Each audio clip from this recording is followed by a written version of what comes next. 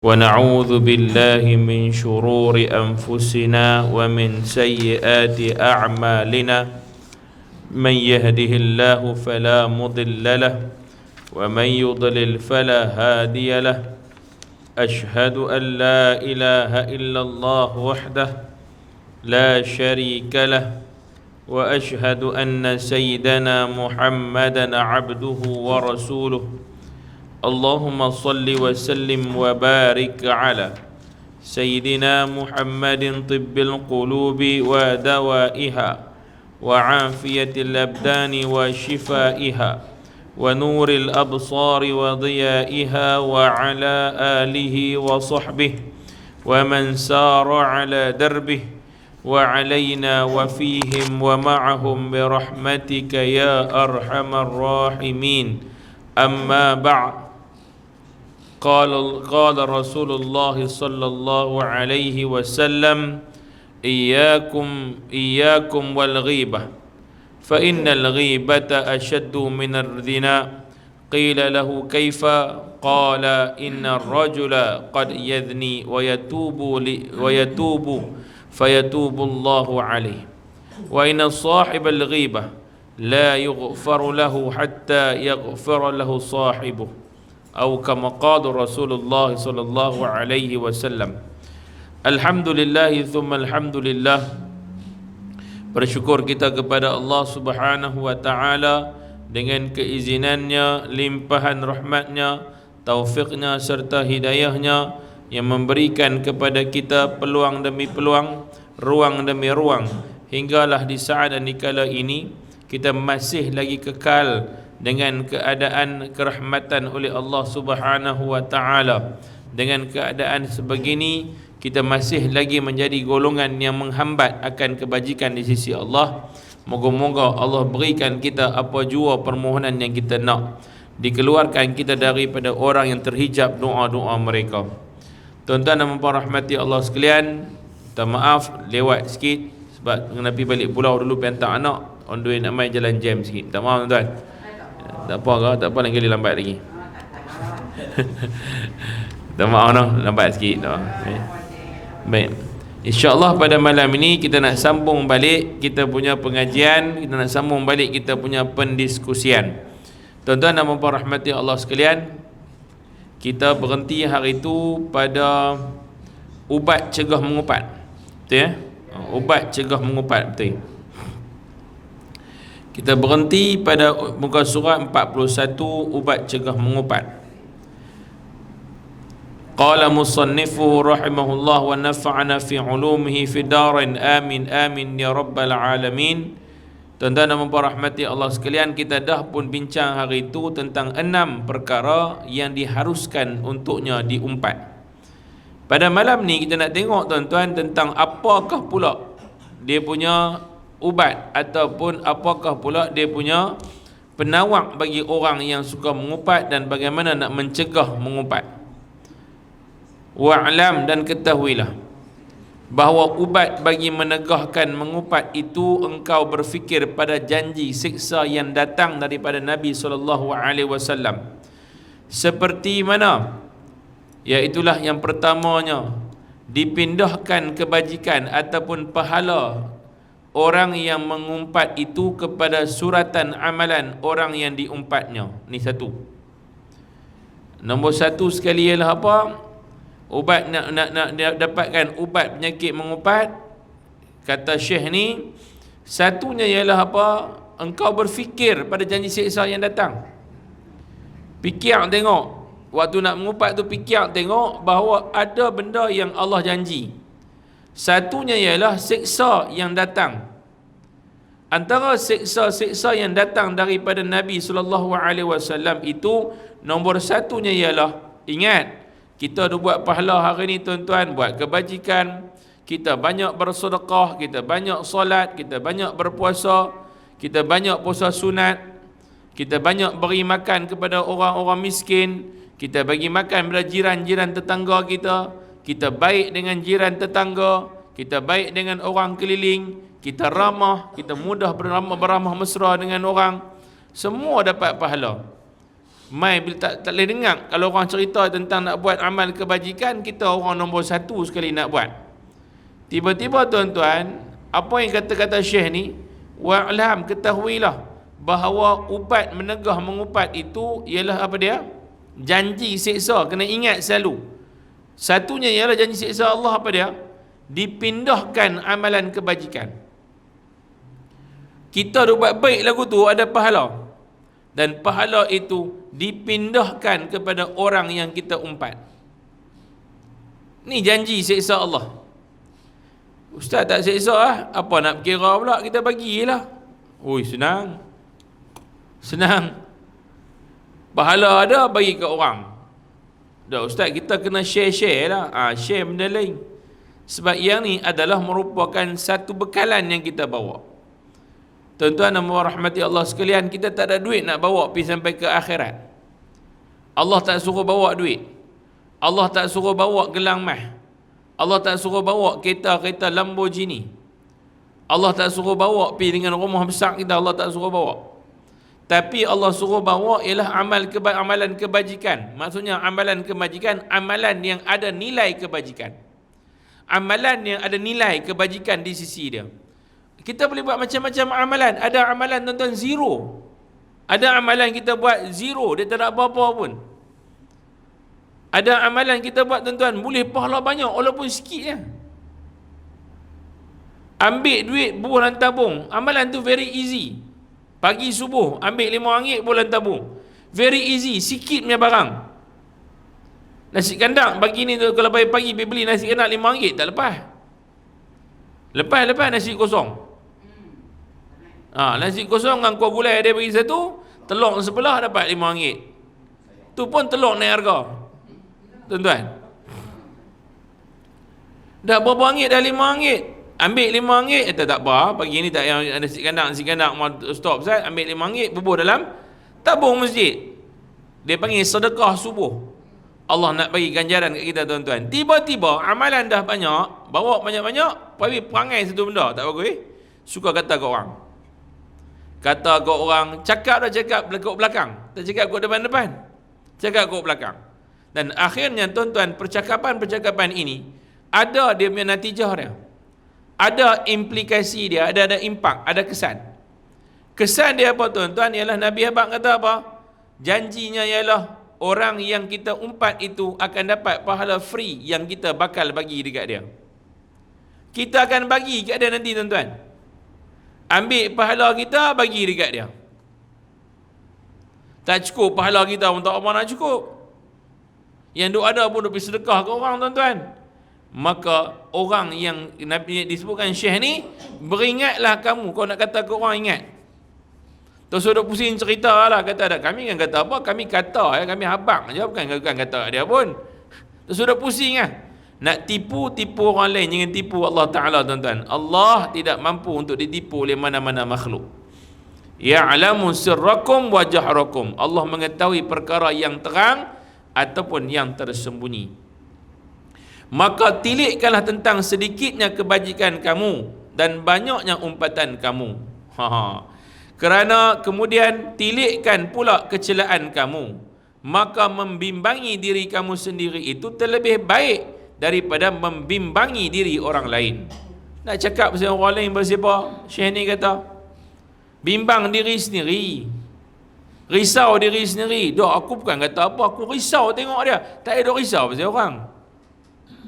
Dia pandai nak bawa diri dia. Yang kita duk lawan pergi kata kat dia, buat apa? Kerana banyaknya umpatan itu merupakan tuan-tuan, ingatlah bahawa kita ni pun, kata Syekh ni, tilik tengoklah amalan kita pun sikit. Dahlah sikit. Banyak pula perangai suka mengumpat orang. Kemudian tilikkan pula, tengok cermin, tengok muka, ambil muka, tengok cermin, bagi nampak diri sendiri. Kita pun ada banyak benda tak kena. Ingat semua orang benda orang yang kita buat orang suka kan tuan. Yang penting bukan orang suka, yang penting Allah suka. Kalau orang suka tapi Allah tak suka, jangan buat. Saja nak tanya, mengupat kena ada pair? Jangan, bukan kena ada buah pair. Kena ada pair tak? Kena ada pasangan tak nak mengupat? Kena ada pasangan lah. Dan bila ada pasangan, dua-dua mesti suka. Seorang feed, seorang kill.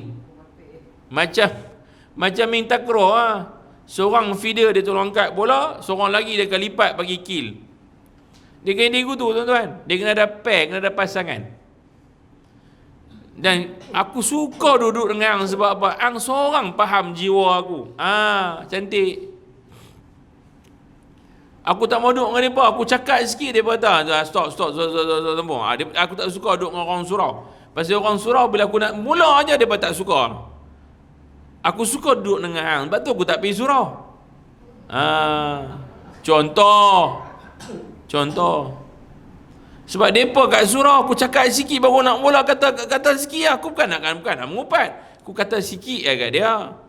Dia pun kata, ponti bang. Kami ni mengaji pun kami tahu dah mengupat pun tak boleh. Tak ada pasal nak bagi sedekah pahala kat orang free. Kita bercakap lagu tu, dia tak suka. Dia tak suka tuan-tuan sebab apa? Dia nak ada pair, dia bercari geng yang dia suka. Yang penting bukan orang suka. Jadi tuan-tuan lah sekali orang surau, yang main surau, banyak orang tak suka. Pasal apa? Kita cut off awal-awal supaya orang tak buat dosa. Bila orang tak suka kat kita heran kan tuan-tuan? Jangan duk heran. Kalau orang alim tak suka kita kena heran. Tapi kalau orang pun fasik tak suka kat kita, apa mau heran? Tak heran tuan-tuan. Baik. Sebab itu yang penting tilik diri sendiri, kata Syekh ni. Tengok diri sendiri. Maka membimbangi diri kamu sendiri itu lebih baik daripada membimbangi diri orang lain. Dan pula, jika pada kamu itu ada dosa yang kecil, maka ketahuilah bahawa mudarat dosa kecilmu itu atas diri kamu adalah lebih banyak mudaratnya daripada dosa besar orang lain. Mudarat diri kita nak kata ke orang pasal dosa besar orang, pergi cerita rata-rata, kata kawan tu bawa couple duduk atas belakang motor dia, cerita merata, hang tahu dah anak dia ni, hang tahu dia anak dia ni ada anak darah seorang tahu, tapi perangai tak elok. Hari-hari aku tengok jantan main depan rumah, khabat atas, yang perempuan tu khabat atas belakang jantan, kapok lagu tu punya rapat. Mak dia boleh tak kata apa, kita pergi mengupat. Tak ingat dosa mereka ni semua. Tak ingat kata dosa besar yang mereka buat. Takkan tak tahu kot apa yang mak bapak mangkuk. Tuan-tuan, tak cukup mengupat, berkati, berkandang, kita maki dia pula. Adakah kita dikira baik? Adakah kita dikira baik dengan mengatakan sedemikian kepada orang keliling? Jawapan dia lah tuan-tuan, itu bukan baik. Itu bukan baik. Kita duk berasa kita baik sebab cakap pasal dosa besar orang. Kata Syekh ni tuan-tuan apa? Lebih baik kamu rasa kamu ni berdosa kecil ni banyak. Dosa kecil ni banyak. Membimbangi dosa kecil itu terlebih baik daripada kamu pergi cakap pasal dosa besar orang lain. Ada faham ke? Duk tengok sendiri ya. Dosa kecil kita banyak juga. Tuan-tuan, dosa kecil kita pun tak larat nak hitung. Kadang-kadang ingat, kadang-kadang tak ingat, kadang-kadang tak tahu terus. Tapi tuan-tuan, yang pentingnya ialah itu adalah perbuatan yang dosa. Jangan duk kira dosa besar orang. Dosa kecil kita lebih baik kita ambil tahu dulu. Baik. Kerana siapakah dan jika tiada ada pada kamu kecelaan, maka ketahuilah bahawa kejahilanmu itu dengan kecelaan dirimu itu adalah sebesar-besar kecelaan. Kerana siapakah daripada manusia yang sunyi daripada kecelaan? Ada tak manusia yang perfect?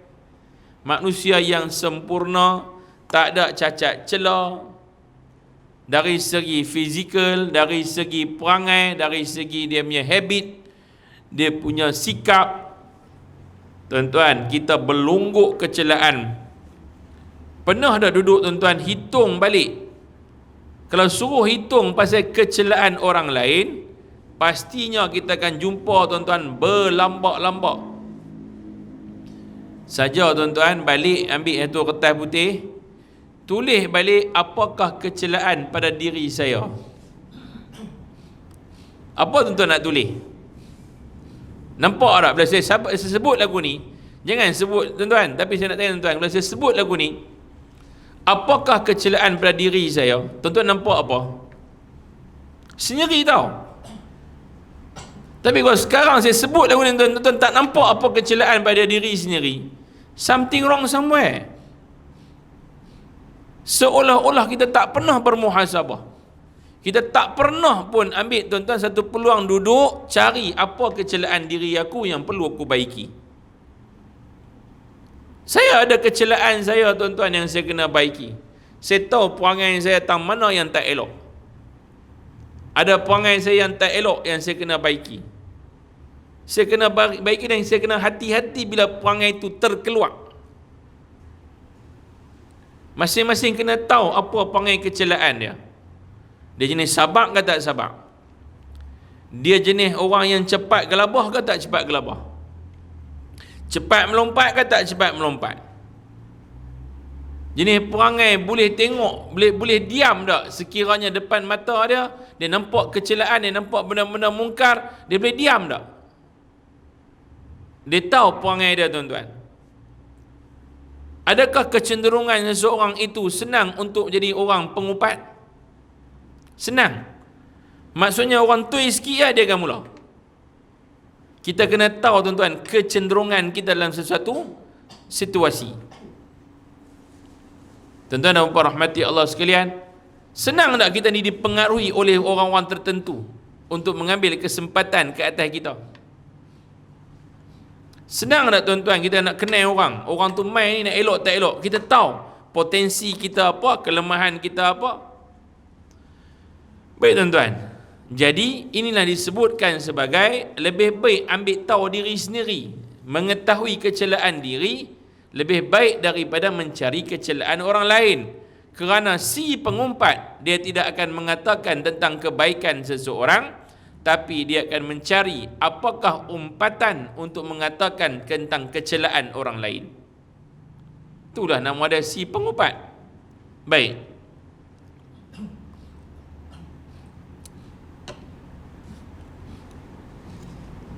Kemudian, jika engkau sunyi daripada kecelaan, maka engkau hendaklah bersyukur kepada Allah Ta'ala kerana ganti perkara lain bagi mengumpat orang itu, kerana mengumpat itu sebesar-besar kecelaan.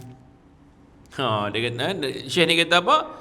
Kalaulah sekiranya duk semak diri, perfect betul aku ni, tak ada sifat-sifat kecelaan kat aku, maka syukurlah kepada Allah kerana ganti perkara lain bagi mengumpat orang itu, kerana mengumpat itu sebesar-besar kecelaan. Daripada duk pergi cek orang main salah, cek diri sendiri, mengelak kita daripada mengumpat dan mencari kecelaan orang lain. Maka syukur kepada Allah kerana mengumpat itu sebesar-besar kecelaan. Apa janji Allah tuan-tuan kepada orang yang mengumpat? Iyyakum wal ghibah fa innal ghibata asyaddu minaz zina. Nabi kata apa? Jauhkanlah kamu dan takutilah kepada perangai mengumpat. Kerana mengumpat itu lebih teruk daripada zina. Apa teruk dia? Ada orang tanya, ya Rasulullah, takkan kot zina lebih teruk? Macam mana dia lebih teruk lagi? Macam mana yang kata mengumpat lebih teruk daripada zina?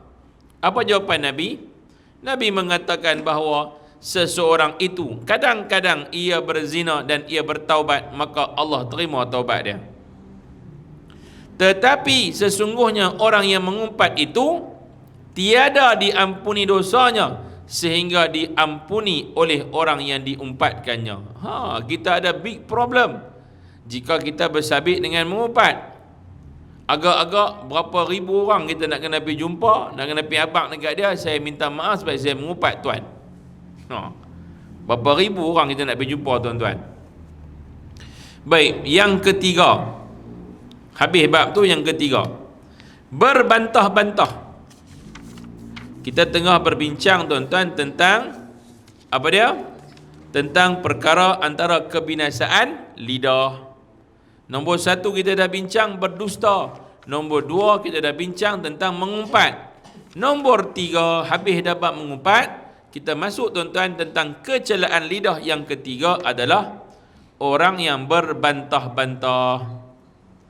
Adapun berbantah-bantah itu adalah mencela perkataan orang lain dengan menzahirkan kecederaan padanya, sama ada pada kecederaan pada lafaz ataupun pada maknanya.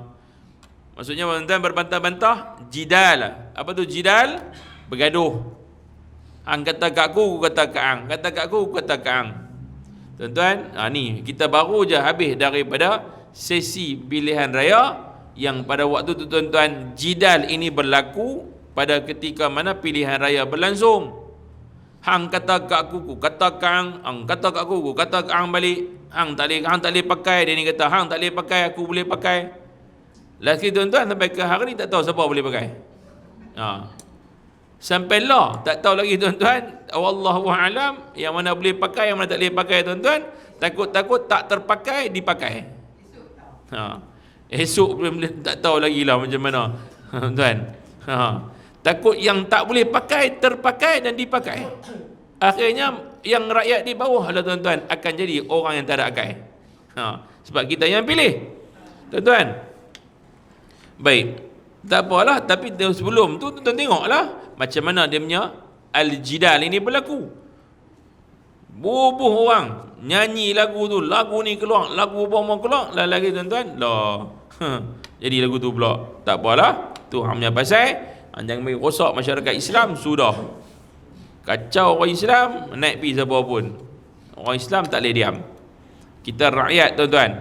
Kita rakyat, kita ada hak kita yang perlu diberikan perhatian. Ada hak kita, hak orang Islam, hak sebagai seorang Muslim, tak boleh diganggu gugat. Baik tuan-tuan,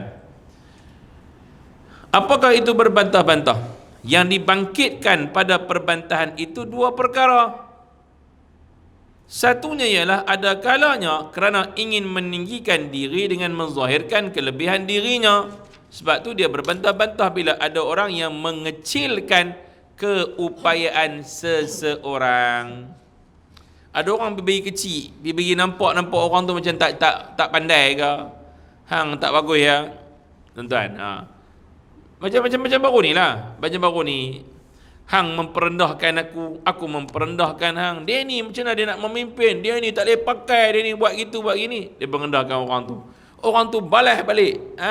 Dia kata kat orang, dia pun 2 kali 5 lah, pam gaduh balik.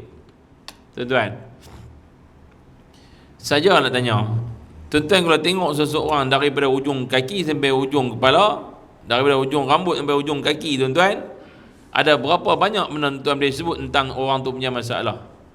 Berlambak-lambak tuan akan jumpa, berlungguk-lungguk tuan akan nampak kesalahan orang dan kelemahan seseorang. Baik, nombor 2, ada kalanya kerana tabiat yang jahat yang suka menghinakan orang lain. Ni mulut lah.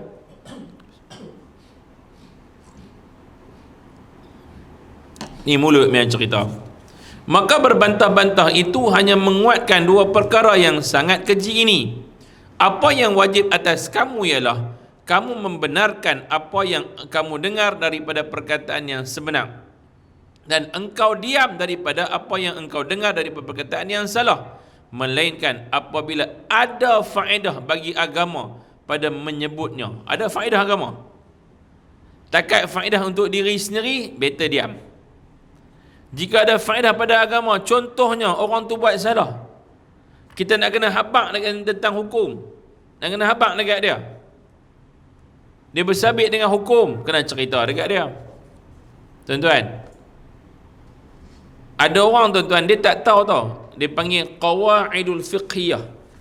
Qawaid, kaedah-kaedah dalam fiqh. Macam mana kaedah dalam fiqh tuan-tuan dibuat hukum tertentu. Hukum-hukum yang keluar ni, dia bukan boleh keluar itu saja tuan-tuan. Contoh saya ambil hukum minum arak, haram kan? Kok mai kok mana haram? Dalil kok mana yang kata haram? Tuan-tuan, dalam Quran, innamal khamru wal maisir wal ansab wal azlam rijsum min amali syaitan fajtanibuhu la'allakum tuflihun. Wahai orang-orang yang beriman, sesungguhnya innamal khamru, sesungguhnya orang yang minum arak, wal maisir, judi, menilik nasib, menyembah berhala adalah merupakan rijsun, satu najis, satu benda kotor, min amali syaitan, daripada amalan-amalan syaitan. Fajtanibuhu, Quran kata maka jauhilah dia. Quran tak kata haram, tapi dia kata jauhilah dia. La'allakum tuflihun, moga-moga kamu jadi orang yang berjaya. Quran tak kata haram, dia kata jauhkan diri daripada dia. Kok mana yang main haram? Tuan-tuan, jawapan dia ialah, bagi arak, jawapan itu ialah bila sebutan fajtanibuh, dia fi'lul amar, kata perintah. Ni dia bagi kaedah. Bila sebut kata fi'il amar, kata perintah, disuruh kita jauhi mana-mana Al-Quran ataupun hadis yang disuruh menjauhi sesuatu membawa makna kepada haram. Boleh faham?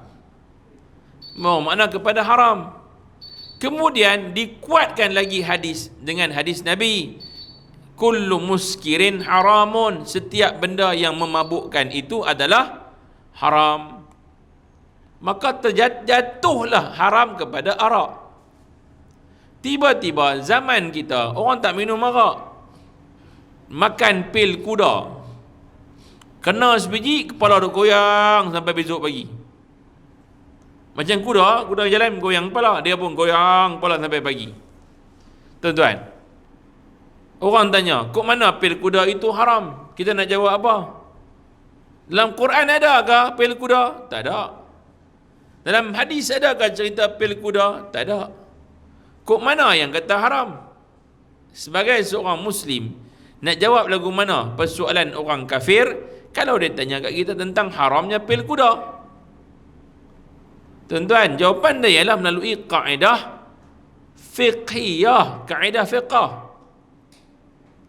Yang tadi itulah, setiap benda yang memabukkan itu adalah haram. Kalau lah ambil rumput dekat tengah jalan, rendam, buat peram lama-lama, rumput tu keluar ayak tu ambil minum-minum, ayak tu melelong, ayak rumput tu haram. Orang minum anggur, tuan-tuan beli anggur dekat Ro'ong, contohlah, beli anggur dekat Ro'ong, balik-balik mai blend, kemudian blend, ambil penapis, duduk perah pula. Adakah haram minum air anggur? Tidak haram. Tapi tuan-tuan ambil air anggur yang diperah, kemudian simpan dalam satu buyung. Orang panggil buyung kan? Allah tahu ke buyung? Balang lah. Orang tahu macam tembikar kan? Orang panggil buyung. Dulu tuan-tuan ingat dah tuan-tuan, nama koja. Tahu kan? Orang lam mesti tahu. Orang lama-lama mesti tahu koja. Ustaz Nazih tahu koja? Tahu koja? Tak pernah dengar? Koja dia buat macam labu sayung tu. Dibuat daripada tanah liat. Bakar, orang bubuh ayak dalam tu, orang simpan malam, sejuk ayak dia. Ayak dia kan sejuk. Tu dia panggil koja. Lagi satu koja Abdul. Tu lain. Koja. Tuan-tuan, ayak tu dia ambil ayak anggur tu, pibuh dalam tempayan, tutup peram. Biar lama-lama ambil nak minum. Dia buat pula suling. Dia suling ayak tu, dia buat keluar mai sikit, dia ambil hak pure betul-betul ayak anggur tu untuk dia minum. Tu tuan-tuan jadi haram ke? Jadi haram ke halal? Sebab apa mengikut haram? Sebab dia daripada anggur, haram tak? Haram sebab proses itu proses nak buat arak, dan jadi pun arak. Tuan-tuan, nampak tak perbezaan dari segi hukum? Ayak nipah, nira nipah. Nira nipah, proses dia macam mana? Ambil kat apa dia panggil apa? Mayang nyok tu, potong, kemudian tahan air tu semalaman, air tu titik masuk dalam botol, tu dia panggil nira. Nira hari pertama minum sedap, manis. Manis betul Mami. Manis melecah. Kemudian simpan, ambil pun dalam botol, simpan. Air akan bertukar keruh. Dia jadi masam. Yang tu nama dia tuak. Masa tu kalau minum selamat tu ya. Sunshine dia nampak 16. Makan sunshine nampak 16. Tuan-tuan. Makan kot sini masuk kot telinga. Sebab dia pening. Tiba-tiba dia simpan lagi. Nira tu tadi mula-mula halal, nira halal minum. Kemudian simpan lebih kurang sebulan, 2 bulan, jadi dia tuak. Minum time tu jadi haram. Kawan simpan lagi, simpan dekat setahun. Buka tengok, jernih elok ni. Jernih elok. Boleh tak minum ketika itu?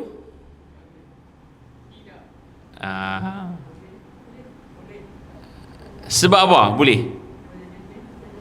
Sebab jernih. Tu dia pun ambil dia tuang-tuang sikit, tak masam dah, dia rasa macam masam-masam manis begitu lah. Jadi apa? Cuka. Yes. Jadi hukum bagi nira pelik. Halal, haram, halal. Ni lah tuan-tuan nama dia qawaid fiqhiyah, cara buat hukum dalam fiqh. Kalau kita tak tahu bab ni tuan-tuan, kita nak pergi kata apa? Nak sembang bab-bab lain. Maksud saya ialah, ada orang dia tak tahu bab-bab ni. Dia tak tahu bab-bab ni tuan-tuan, dia akan kata dia duk mengulang, dia nak bergaduh dengan orang tentang sesuatu benda yang dia tak tahu, tapi dia cuba buat macam dia tahu. Cuba buat macam dia tahu. Tuan-tuan dan puan rahmati Allah sekalian, sambung balik.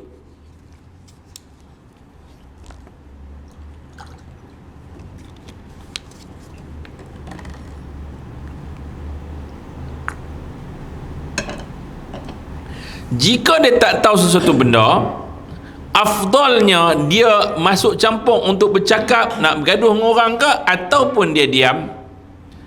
Afdalnya dia diam. Dia kena diam. Bukan afdal, dia kena diam. Dia tak boleh bercasuk campur. Tak usah dia buat memandai, ataupun dia buat sesuatu yang boleh menyebabkan orang nampak dia jadi macam pandai. Dia duduk sorang-sorang dia, aku pun tak tahu apa aku cakap tadi. Dia manipulasikan dia punya kebijaksanaan bercakap sampai orang nampak macam dia buat tu betul. Baik tuan-tuan, sambung.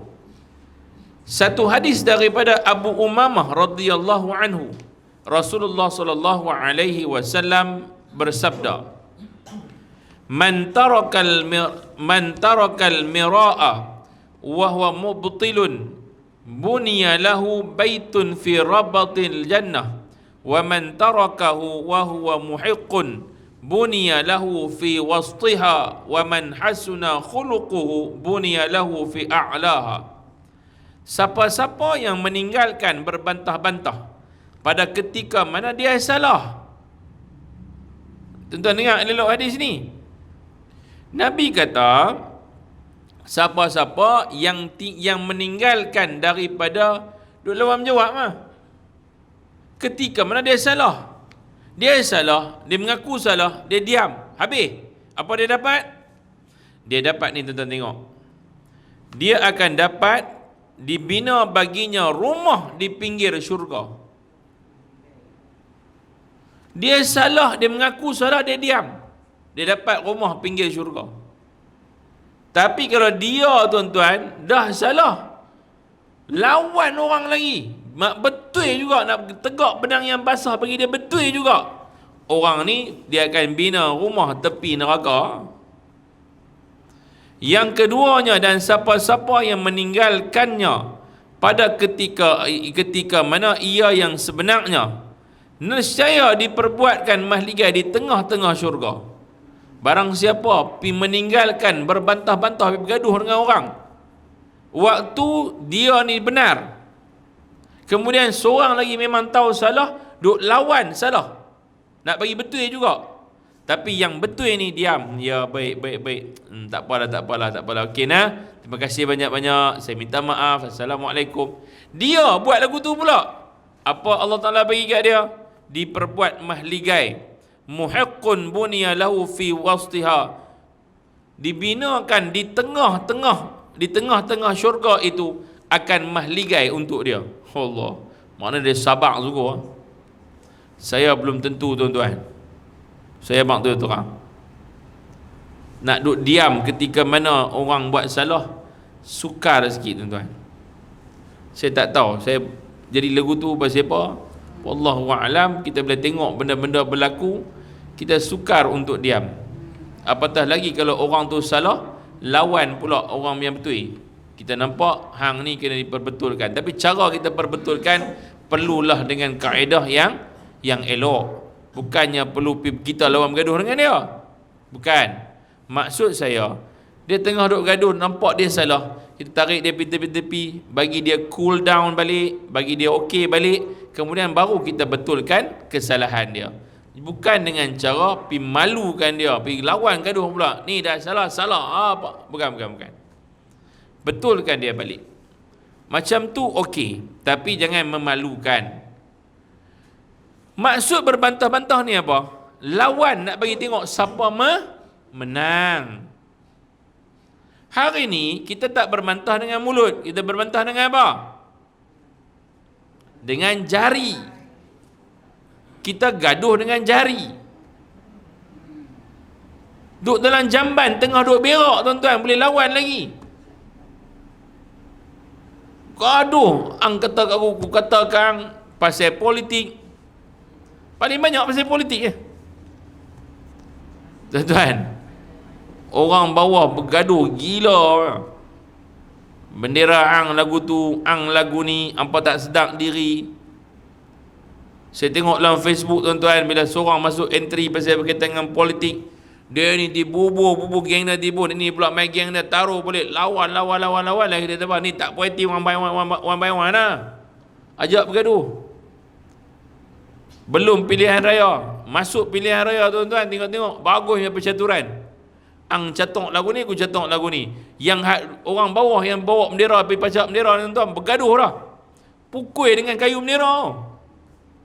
Serkuk kawan tu dengan bendera-bendera atas kepala dia. Tak tahu orang atas hantar relax minum kopi bubur dan tuan-tuan. Tuan nampak tak? Nampak? Siapa bodoh, siapa pandai, modok pikir tengok. Sebab itu jangan bergaduh dengan orang. Dia pacak bila bendera apa pun, hang sahabat aku dunia akhirat. Hang warna apa pun, hang punya parti ke, hang tak suka ke, hang nak ikut siapa ke, itu hang punya. Tapi hang jiran aku sayang ke hang. Aku tetap hantar cok kodok sepiring rumah. Aku buat tosai aku hantar rumah. Aku buat capati aku tetap hantar rumah hang. Walaupun aku tak suka dengan parti yang hang pegang, aku tak suka. Tapi hang sahabat aku, hang jiran aku dunia akhirat. Tuan-tuan, itu orang yang baik. Kita dorang jangan cakap bab politik. Sebab apa? Kita berlainan warna. Hang jangan cakap. Jangan tuan-tuan. Ya. Dawat yang lumpur ke jari tak apa sembahyang. Dia tak menghilang pun. Itulah mami. Saya pun tengok macam kena penyakit ya. Oh. Tapi dari segi ambil sembahyang tak ada masalah mami. Tak ada masalah. Sebabnya sebelum mereka bagi celup-celup ni, fatwa dah keluar dulu dah. Dah keluar dah. Memang boleh diguna pakai untuk solat, tak ada masalah. Tapi saya tengok betul macam penyakit jari punya kena korap ke apa tu tangan, jadi macam lambat nak hilang. Lagi lama lagi hitam jari. Lain kali nak rendang kurang okey ya?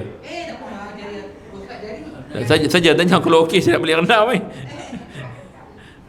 Tapi tu nak angkat tu yang buat tangan kiri nak angkat tahiyat takut nampak hitam. Asyhadu alla tengok hitam lah. Ha? Boezi tinggal tak ada jari, tinggal tulang ni. Baik, sambung lagi sikit. Yang ketiganya, man hasuna khuluquhu bunya lahu fi a'laha. Barang siapa yang elok pula akhlaknya, dibina mahligai baginya pada setinggi-tinggi kedudukan dalam syurga. Yang demikian kerana meninggalkan berbantah atas yang sebenar, itu lebih sukar lagi. Sukar. Kita boleh cakap, kata nak tinggalkan benda-benda yang gaduh-gaduh, tak mau. Tapi tuan-tuan, bila mai depan muka, kita akan diuji. Aku tak tahan, lagi kita jawab. Jawab itu dikira sebagai jidal, sesuatu yang berbantah-bantah. Antara benda yang disuruh tinggalkan berbantah-bantah di bumi Haramain, di bumi Mekah dengan Madinah. Jangan bergaduh kat sana. Saya ingat tuan-tuan, tahun 2009 saya dengan beberapa orang pegawai di KPM, kami pergi ke Oman atas satu kajian 2009. 5 bulan duduk ke Oman, on the way nak balik, singgah buat umrah.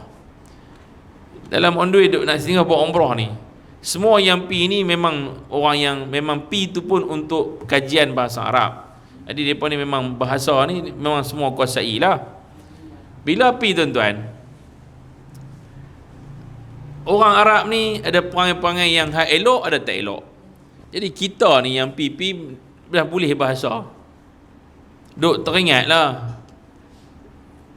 duk terbiasa dengan bergaduh dengan orang Arab ni, dah jadi biasa. Saya duduk di Mesir tuan-tuan, antara apa orang panggil, tanda-tanda untuk menguasai bahasa. Saya kata apa malam sampai, kalau aku boleh bergaduh dengan Arab, maknanya aku dah boleh bahasa. Sebab bila bergaduh, itu perangai dulu nak abang tuan-tuan ni. Sebab apa? Bila bergaduh tuan-tuan, kita akan cakap cepat, laju. Bahasa Arab dia kena laju, dia cakap laju, maknanya kita kuasai. Sebab saya tengok jealous, tengok kawan-kawan yang pergi lama-lama duduk kat sana, dia cakap laju, laju cakap. Dan laju tu berlaku bila mana? Bila bergaduh. Dia kata lagu ni, kita akan lawan, perang lawan dengan dia. Tuan-tuan, sampai satu masa saya letakkan ni, kalau aku boleh gaduh dengan Arab, kira aku dahsyat dah, boleh bahasa ni. Boleh tuan-tuan. Sampai boleh gaduh dengan Arab. Bila tuan-tuan satu masa kita pergi mengaji bab-bab ni, macam kena tempek tang muka, ang pergi mengaji agama. Kemudian ang letak pula tanda-tanda menguasai ilmu itu dengan dosa yang anak buat. Bergaduh dengan orang baru kira betul. Tuan-tuan, jenuh beristighfarlah kita. Sebab apa? Seriau takut kerana ilmu tu kita dapat dengan yang cara yang salah. Cara salah. Tuan-tuan. Jadi kami pergi umrah pada waktu tu, masuk ke Mekah. Tuan-tuan tahu orang Arab Yaman ni duk menjaga-menjaga ni. Dia tipu harga lah apa. Kita jadi geram tuan-tuan, pergi bergaduh dalam kedai dalam kedai depa ni. Nak beli jubah, nak gaduh. Semua boleh bahasa. Perang gaduh. Memang nampak macam Arab tu kira surrender lah. Kata hang boleh bagi aku. Tapi tuan-tuan, saya teringat dengan apa yang berlaku kepada saya di Mesir dulu. Dan teringat tentang ayat Quran, wala jidala wala fusuqa wala isyan. Jangan kamu berbantah-bantah. Jangan kamu wala fusuq, jangan kamu jadi fasik, wala isyan, dan jangan kamu buat benda-benda maksiat di bumi Mekah, Madinah, jangan buat. Tuan-tuan, terus pegang kawan belakang kata, jangan gaduh-gaduh kita. Satu, kita takut jadi ujub sebab nak menunjukkan kita boleh bahasa. Yang keduanya, tak payah ada larangan kita bergaduh dengan di bumi ni. Tempat ni bukan tempat untuk bergaduh. Tempat ni tempat mengharmonikan seluruh umat Islam satu dunia. Tak payah gaduh-gaduh dengan dia. Dia tipu kita keluar kedai, kita lari pergi kedai lain, berlambak kedai dua dah. Tak payah gaduh. Tak saja kita pun nak test. Tak payah test. Ni bukan bumi Mekah Madinah, bukan tempat nak test. Jom kita keluar pergi tempat lain. Tuan-tuan dan puan rahmati Allah sekalian, nak cerita kata apa? Ada setengah berbantah-bantah bergaduh. Ini sebab apa? Nak menunjukkan kepada kebolehan seseorang. Kebolehan seseorang tu dia boleh cakap lagu mana. Ustaz, berdebat tu salah tak? Berdebat salah tak? Berdebat tidak salah. Berdebat tidak salah sebab berdebat bukan mencari kebenaran. Berdebat menyatakan kebenaran. Hang dengan pandangan hang, dia dengan pandangan dia ni. Dia bukan menegakkan benang yang basah, tapi nak abang kata apa? Ini pandangan aku. Dan benda tu berlaku secara harmoni atas pentas untuk dipertandingkan. Tuan-tuan, tu nama dia debat. Baik. Yang demikian itu kerana meninggalkan berbantah atas yang sebenar itu lebih sukar lagi. Sabda Nabi SAW, la yastakmilu abdun haqiqatal imani hatta yadhral mira'a wa in kana muhiqqan. Seseorang hamba tiada dapat dikesempurnaan dalam hakikat iman sehingga ia meninggalkan berbantah-bantah sekalipun ia adalah orang yang benar. Kalau dia orang benar sekalipun dia tinggalkan berbantah-bantah, maka hamba itu dia tidaklah dapat kesempurnaan dalam hakikat iman. Maksudnya untuk mendapatkan, nak menandakan seseorang itu iman dia tu betul-betul iman yang genuine, dia boleh tinggalkan berbantah-bantah iman genuine. Walaupun dia dengar dia adalah orang yang benar. Aku tak mau gaduh dengan siapa-siapa, tak apa, senyum je. Tak apa, no problem, okey, tak apa. Cuma dia abang je. Dia tak ada satu benda lah saya nak abang. Ni bab hukum, kalau bab hukum ni tak boleh nak buat apa, tak payah gaduh lah kita. Tak, saya nak abang kata minum air ketum itu memang haram. Dah dia tak ada, mana haram pula? Tak ada haram lah. Ayak ketum, ayak daun, bukan ayak arak. Tuan-tuan nak terang lagu mana? Dia duk main berkerah dengan kita. Kita kata dekat dia ginilah. Kalau benda tu terang-terang haram, jangan dihalalkan dia. Lebih berat lagi menghalalkan perkara yang haram kerana jatuh murtad. Cerita tentang hukum dekat dia, bukan cerita bergaduh dengan dia. Kalau bergaduh maksudnya apa? Apa pula halal? Haram terang-terang, bodoh, mampu, kita marah dia. Tak, yang tu pun tak tahu, nak kena habaq lagu ni ke, tu dia lah main sekolah berapa tingkat, duduk sekolah mana ni, berapa cikgu orang. Itu berbantah-bantah. Tapi kita main as a person untuk jadi orang yang menerangkan, untuk menjelaskan pada dia. Itu bukan berbantah. Jangan kata diam bermaksud sampai bab hukum tak cerita. Jangan lah. Hari ni orang confuse tentang banyak benda. Orang confuse banyak benda. Contoh saya ambil. Orang yang naik ke masjid, akad nikah. Banyak masjid bagi orang akad nikah atas masjid, betul? Ya. Tapi banyak masjid dia tak bagi guideline. Dia tak bagi guideline tau. Dan dia tak boleh nak berkerah kepada orang yang main masjid pakai pakaian yang ketat pada pengantin perempuan, ikut apa dia nak pakai. Ni pakai ikut line macam ikan duyung tu. Bawah kembang tu, atas ni ikut perempuan, memang ngam-ngam dengan badan dia. Perempuan naik atas masjid dengan keadaan berpakaian macam tu. Bila orang tanya dekat dia, bang, ini aurat yang tak kena, kakak ni kena pakai baju elok aurat, dia kata apa? Hang tunjuk aku aurat dekat mana perempuan. Kita pun kata, contohlah orang tu nak terang dia, kita boleh abang dekat dia, aurat wanita hanya muka dengan tapak tangan. Dia kata, lah ni hang tunjuk aku Zat, muka nampak tak? Nampak. Tapak tangan nampak? Tapak tangan nampak. Halai nampak? Tak nampak. Kira okey tutup aurat lah.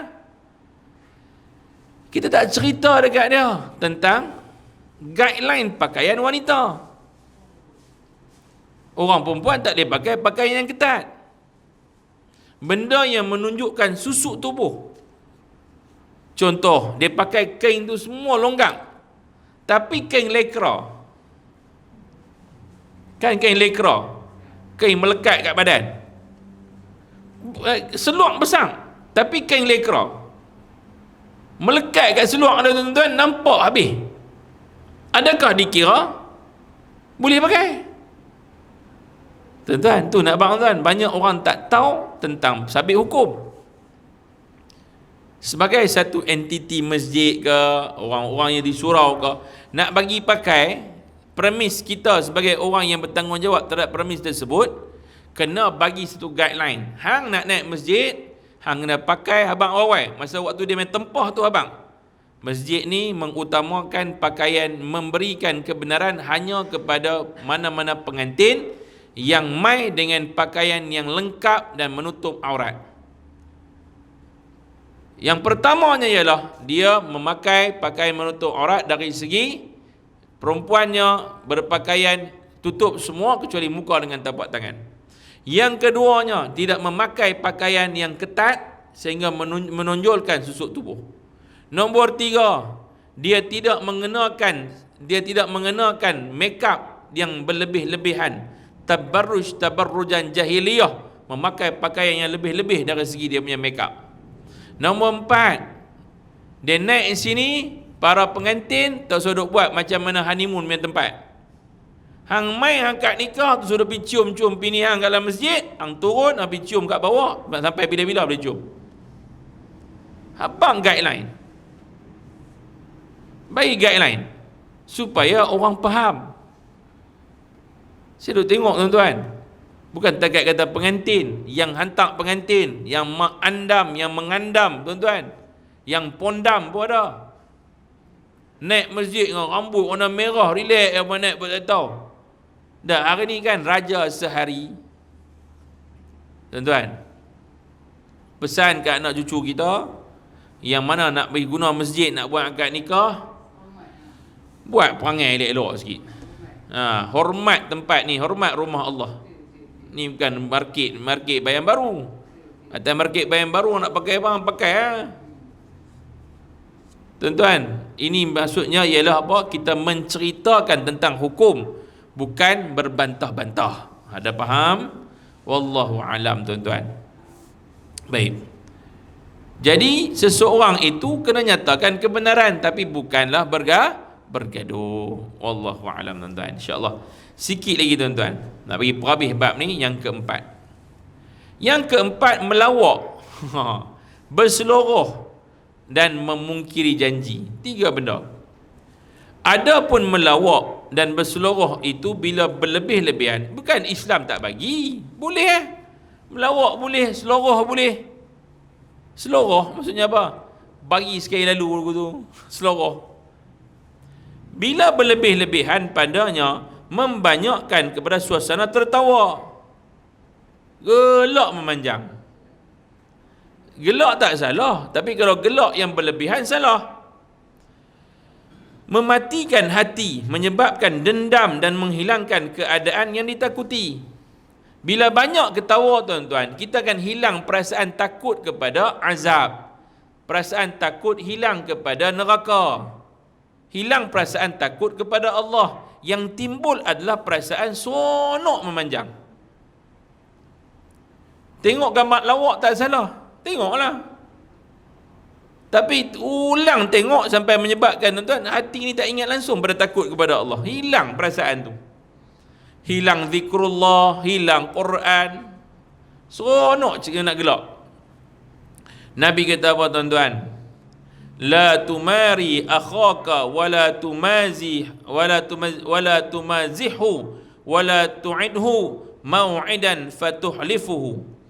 Kamu janganlah membantah saudara kamu, dan jangan kamu melawak dan berseluruh dengannya, dan kamu jangan berjanji sebarang perjanjian kemudian engkau memungkirinya. Maksudnya apa tuan-tuan? Bukan Nabi tak bagi melawak dekat sini. Maksudnya ialah jangan berlebih-lebih. Sabda Rasulullah SAW, inna rajula layatakallamu bil kalimati yudhiku biha julasa'ahu fayahwi biha ab'ada minat turab minat thuraya. Sesungguhnya seorang laki-laki yang berkata dengan satu kalimah yang dengannya ia mentertawakan sekalian orang yang duduk sekelilingnya, maka dengan sebab ia jatuh lebih jauh dari bintang Suraya. Bintang Suraya ni bintang yang jauh. Baik tuan-tuan, apa cerita ni? Kita buat sesuatu benda yang menyebabkan orang gelak kat orang lain. Jenis lagu mana tuan-tuan? Tak seorang kata dekat dia, orang gelak dekat orang tu. Tuan-tuan, jangan. Nabi kata, dengan sebab itu Allah akan buang kita, campak kita sejauh-jauhnya seperti bintang Suraya yang tak nampak pun kita. Wallahu alam tuan-tuan. Moga-moga apa yang kita bincangkan pada malam ini memberikan kita manfaat, memberikan kepada kita faedah. Wallahu ta'ala alam. Baik. Ya. Ya? Nak buku. Nanti kita tak ada buku ni. Tak ada stok ni. Nak dua? Okey. Nanti dulu ni. InsyaAllah nanti saya order ni. Wallahu alam bisawab. Yang baik daripada Allah, yang buruk daripada saya tuan-tuan. Pesanan ringkas daripada saya, daripada semua sekali untuk diri saya tuan-tuan. Pilihan raya pun dah habis, percaturan mereka biar kat mereka tuan-tuan. Siapa pun naik Allah yang tentukan. Yang berjaya akan Allahu yarfa'uhum, Allah yang angkat mereka. Jika Allah nak turunkan pun Allah akan turunkan mereka tuan-tuan, bukan hak kita. Kita sebagai hamba Allah tutup cerita pilihan raya. Kita buka tuan-tuan, persaudaraan kita kekalkan. Jangan gaduh lagi tuan-tuan, cukup dah. Kawan kita pegang pergi bendera kala apa pun, dia tetap adik-beradik kita dunia dan akhirat. Jangan terputus hubungan ukhuwah bersama kita tuan-tuan. Wallahu a'lam. Moga-moga pertemuan kita ada barakah, yang baik daripada Allah, yang buruk pada saya. Wa qulu qawli hadha wa astaghfirullahal azim li wa lakum. Wassalamu alaikum warahmatullahi wabarakatuh. Bismillahirrahmanirrahim. Alhamdulillah rabbil alamin, wassalatu wassalamu ala asyrafil anbiya'i wal mursalin wa ala alihi wa sahbihi ajma'in. Allahumma ighfir lana dhunubana walidina warhamna kama rabbayana saghira. Allahumma akhtim lana bi husnil khatimah wa la taqtim alana bi husnil khatimah. Rabbana 'alaika tawakkalna wa ilaika anabna wa ilaikal masir. Walhamdulillahi rabbil alamin. Wassalamu alaikum warahmatullahi wabarakatuh.